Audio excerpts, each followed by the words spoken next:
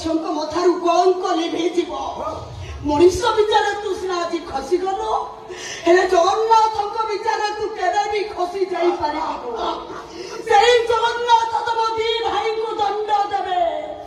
ହେ ପ୍ରଭୁ ଜଗନ୍ନାଥ, ତମେ ଯଦି ପ୍ରକୃତରେ ଭକ୍ତର ଭଗବାନ ହେଇଥିବ, ତାହେଲେ ମୋ ପୁଅ ଝିଅ ଦିଟାଙ୍କୁ ନ୍ୟାୟ ବିଚାର ଦବ। ଏତିକି ତମ ପାଦ